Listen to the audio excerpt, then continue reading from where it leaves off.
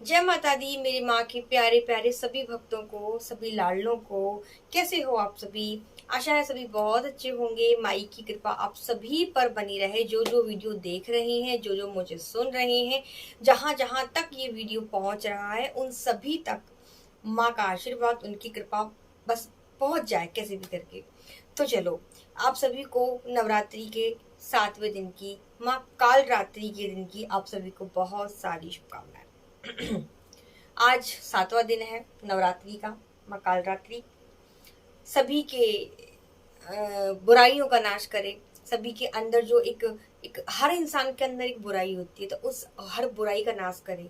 और पापियों का नहीं, पाप का नाश करे।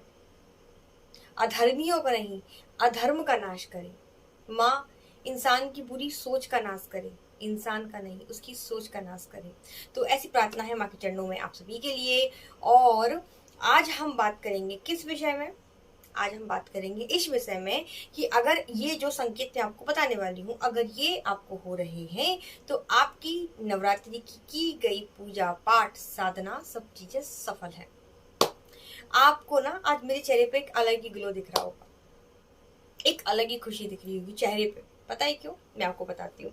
चलो, तो हम साधना में होने वाले अनुभवों के बारे में बाद में बात करेंगे। पहले हम इस बारे में बात करेंगे कि मेरे चेहरे पे इतनी खुशी क्यों दिखाई दे रही है। उसका रीजन है, आप लोगों को पता है, 2 दिन पहले जब मैं लाइव आई थी तो मैं रोते हुए, मेरी आंखें सूजी हुई, आंखें लाल, और चेहरे की रौनक बिल्कुल गायब। और किस लिए मैं रो रही थी? कि माँ नवरात्रि में घर आती है तो दिखाई क्यों नहीं देती, माँ दर्शन क्यों नहीं देती, माँ हमारे हाथ से खाती क्यों नहीं है, माँ हमारे हाथ से पीती क्यों नहीं है। जैसे हम शारदीय नवरात्र में माँ के गरबे रखते हैं, हम गरबे करने जाते हैं, नृत्य करने जाते हैं, माँ हमारे घर में आके क्यों नहीं नाचती है, हमसे बातें क्यों नहीं करती है, हमारे हाथ से मांग के वो क्यों नहीं खाती है। ऐसी बहुत सारी बातों को लेके मैं रो रही थी। मैं अपनी माँ से लड़ रही थी कि तुम 9 दिन में आई हो, देखोगे भी नहीं, बात भी नहीं करोगे, पता नहीं क्या क्या क्या क्या क्या मेरे मन में चल रहा था। तो ये बात है कल की, कल यानी नवरात्रि के 6वें दिन की। माँ कात्यायनी का दिन था। तो माँ कात्यायनी का दिन था, तो मैंने ये नारंगी रंग की साड़ी पहनी थी। तो बस क्या सीन चल रहा था कि शाम का टाइम था, 6, साढ़े 6, 7 बज रहे थे। तो 7 बजे, वैसे मेरे घर का नियम मैं आपको बताऊँ, सुबह के टाइम पे मेरे घर में एक सफेद गाय आती है। पर डे का नियम है, आप लोगों को वीडियो में पहले भी बताया है। उसे ऐसी आदत लगी हुई है, अगर उसको रोटी ना मिले तो घर के अंदर आती है, सीधे किचन में आके रोटी खाना चालू कर देती है, किचन के अंदर आ जाती है। ऐसी वो गाय है। और अब एक नया नियम हो गया है, ये कुछ महीनों से हुआ है, कि अब शाम के टाइम पे सफेद गाय, वो जो गाय जिसके बारे में बता रही हूँ, सुबह भी आती है, शाम को आती है। अब वही गाय हमारे रात को भी आती है, वो जो सुबह वाली। और अब 2-3 महीने से एक और नियम चालू हो गया है कि जैसे ही हमारे घर के मंदिर की आरती होनी चालू होती है, एक काले रंग की गाय हमारे घर पर डे आती ही है। उसका रोज का नियम है। तो बस यही कुछ 7, साढ़े 7 बजे का टाइम हो रहा था, और वो गाय आई दरवाजे पर, तो मैंने उसको रोटी दी। वही उस टाइम पे, मतलब हम लोगों का क्या है, घर में माँ काली की पूजा मैं भी करती हूँ और मेरी माँ भी करती है। तो सबसे पहले मेरी मम्मी को पूजा करने देती हूँ, मेरे को उनको टाइम कम लगता है, मुझे टाइम ज्यादा लगता है। मम्मी पूजा कर रही थी, मैं बाहर आंगन में बैठी हुई थी, और मैं उस गाय को बस हाथ रोटी दे के ऐसे हाथ फेर रही थी उसके ऊपर। तो बस एकदम से क्या हुआ, वही बच्ची जिसके कई बार आपने मेरी वीडियो देखी है चैनल पे, मैंने आपको बताया था हर नवरात्रि मेरे आती आती है। तो वही लाल रंग की फ्रॉक, पैरों में पायल, और चिन चिन चिन चिन करती चली आई मेरे पास। तो अब तो मैं उसे जानती हूँ, माँ की लीला भी समझती हूँ, लेकिन मैं ये भी समझती हूँ कि नवरात्रि में अगर कन्या आपके घर में आ जाए, ये बहुत बड़ा शुभ संकेत है। और वो बच्ची तो मेरी प्राण प्यारी है, मतलब वो जो बच्ची है ना, वो इसी दरबार से है, इसी माँ की दी हुई है। और बस, तो मुझे उससे कुछ ज्यादा ही लगाव है, क्योंकि पास में है। तो वो जब आई आई सबसे पहले, तो मेरे मन में इच्छा हुई कि मैं ऐसे कुछ नए कपड़े दूं। मेरा हर बार नवरात्रि का होता है कि हर नवरात्रि में हर एक कन्या को कुछ ना कुछ वस्त्र देती ही हूँ। बाकी वो 9 कन्याओं को जो नवरात्रि के 9वें दिन पूजन होता है वो एक अलग ही है, लेकिन नवरात्रि बीच में किसी एक कन्या को वस्त्र दिलवाती हूँ। 2 से 3-4 साल की जो बच्ची होती है ना, उसको। तो सबसे पहले मैंने उसे गोद में लिया, मैंने उसे बहुत सारा लाड़ किया, बहुत सारा प्यार किया। फिर मैंने उसे माल बाजार पास में ही दुकान थी, गली में ही है, तो वहां से मैंने उसको वस्त्र दिलवाए। उसके बाद वो भाई आई, उसने चॉकलेट खाई, बहुत देर तक यहाँ मंदिर वाले रूम में आई, मैया से बातें करी। छोटी सी है, अभी 1.5-2 साल की है, और खूब सारी बातें कर रही है। मैया को बोल रही मेरे साथ चलो, मैं आ गई। और तूतली भाषा में, अरे बाप रे, इतना प्यार मुझे उस बच्ची पे आ रहा था, और मैं बस इंजॉय कर रही थी कि वाह माँ, कैसी लीला तुम्हारी। वो आई है, मुझे बोल रही है कि मुझे भूख लग रही है। तो मम्मी ने ईशू के लिए खिचड़ी बनाई हुई थी, घी डाल के, मटर डाल के। तो मुझे उस टाइम वही दिखाई दी, तो मैंने उसे हाथ से खिलाना चालू कर दिया, चम्मच से। मैं यहीं बैठ के उसको खिला रही थी, खाया उसने, पानी पिया। खाते खाते मेरा हाथ रोक लिया, बोले नहीं मैं तो क्या चाहिए। तो ऐसे बताशे जो रखे हुए थे, तो मैं नवरात्रि में 9 दिन तक ये 9 पान के पत्तों पे बताशे और लौंग इलायची का भोग माँ को रखती हूँ, और नौमी के दिन ही इन सबको उठाती हूँ, इनका विसर्जन करती हूँ, कन्याओं को देती हूँ। तो लेकिन वो मुझसे बोलती है कि मुझे बतासे ही चाहिए खाने को, तो मैंने उसे एक बताशा उठा के दे दिया इसी में से खाने के लिए। उसके बाद एक खाने के बाद बोलती है कि मुझे एक और चाहिए, तो वो भी दिया। मुझे ये सब की बड़ी खुशी हो रही थी। फिर माँ काली की तरफ ऐसे उंगली करके बोलती है कि ये कुछ ऐसा कुछ इशारा कर रही थी। मैंने बोला कौन है ये, कौन है ये। तो मुझे बोलती है ये तो मैं हूँ, ये तो मैं हूँ। अरे भाई मेरी खुशी का ठिकाना नहीं। मुझे लगा कि भाई मेरी माँ ही मुझसे चल के जो मेरी शिकायतें थी उनको दूर करने के लिए आई है। इसके बाद वो आई, नाची, भजनों पे नृत्य किया, मैंने पैर छुए थे, मुझे आशीर्वाद दिया। तो ये एक माँ की लीला मेरे साथ, मेरी वाकई बहुत अच्छी, मेरी शिकायतें खत्म हो गई माँ से। चलो, तो ये तो हुई माँ की लीला।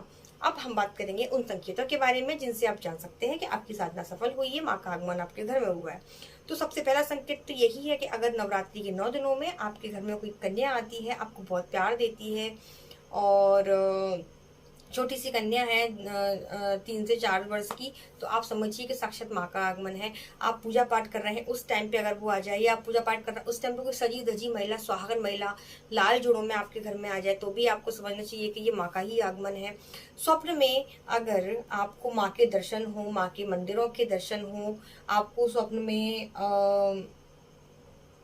मंदिरों के अलावा संतों के दर्शन हो, आपको नदी घाट ये सब दिखाई दे, अगर आपको शमशान भी सपने में दिखाई दे रहा है, तो ये भी माँ की कृपा का ही संकेत होता है, क्योंकि माँ हमारी शमशान वासिनी भी है। तो इसको कभी गलत तरीके में मत लेना कि हमको शमशान दिख रहा है तो भाई हमारे ऊपर कोई नेगेटिविटी तो नहीं है। नहीं, ये माँ की कृपा का संकेत होता है। ठीक है।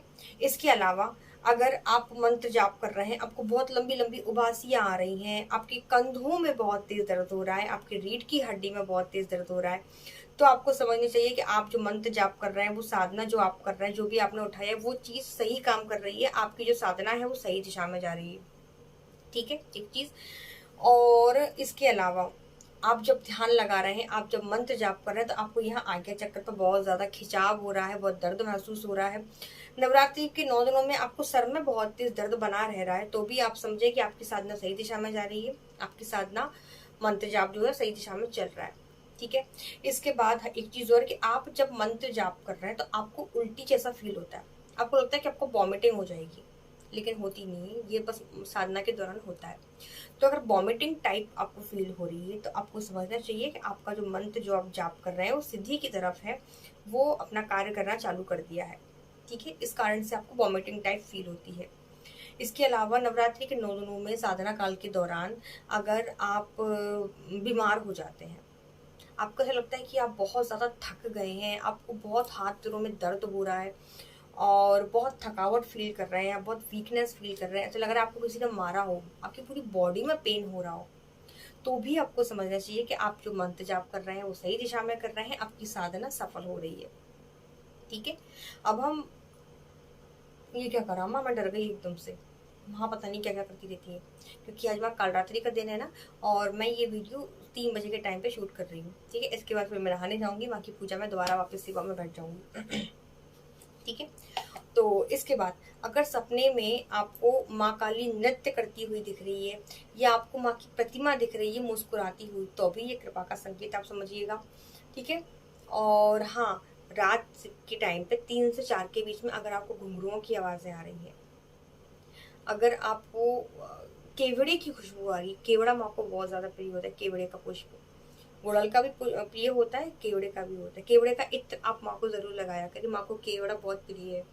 तो केवड़े की खुशबू आ रही है, आपको आपके कानों में ओम की ध्वनि सुनाई दे रही है 3 से 4 बजे के टाइम पे, आपको घंटियों की ध्वनि सुनाई दे रही है, आपको हल्की माँ की पायलों की घुंघरुओं की आवाजें आ रही हैं, तो भी आपको समझना चाहिए। और दूसरी चीज ना, आपको मेन चीज बताऊं, आप कैसे समझे कि माँ आपसे प्रसन्न है या नहीं।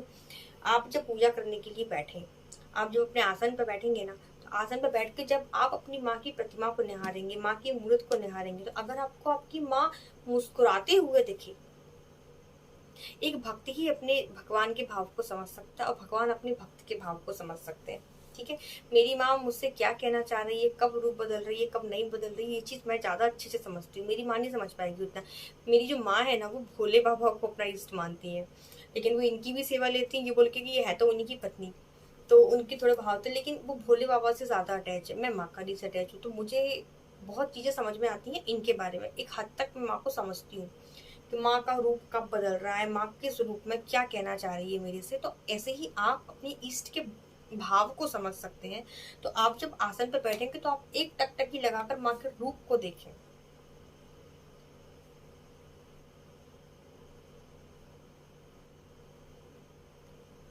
जब आप जब आप कंटिन्यू माँ को देखेंगे तो आपको अलग ही समझ में आएगा कि माँ आपको किस रूप में दिखाई दे रही है। अगर आपको माँ को देख के लग रहा है कि माँ बहुत क्रोध में दिख रही है आपको, तो हो सकता है माँ आपसे क्रोधित हो, आपको कुछ संकेत देना चाह रही हो।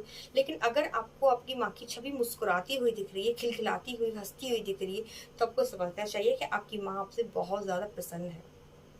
ठीक है, तो ये रहा एक वीडियो। इसके बाद मैं एक और वीडियो बनाऊंगी, या फिर मैं उसको कल बना दूंगी, जिसमें मैं आपको बताऊंगी कि नवरात्रि में कन्याओं का पूजन कैसे करना है, कलश में जो जो सामग्री रखी हुई है, हल्दी की गांठें, लौंग, सुपारी, चावल, बाती का क्या करना है, इन सब चीज़ों का क्या करना है, ये मैं कल के वीडियो में बताऊंगी आपको। ठीक है, या फिर मैं आज लाइव आ जाऊंगी, कोशिश करूंगी, अगर टाइम रहा तो आऊंगी। मैं कंफर्म नहीं कह रही हूँ, क्योंकि बच्चों को गुरु दीक्षा भी देनी होती है, और जिन लोगों के जो काम है अर्जी लगवाने के, वो भी रहते हैं।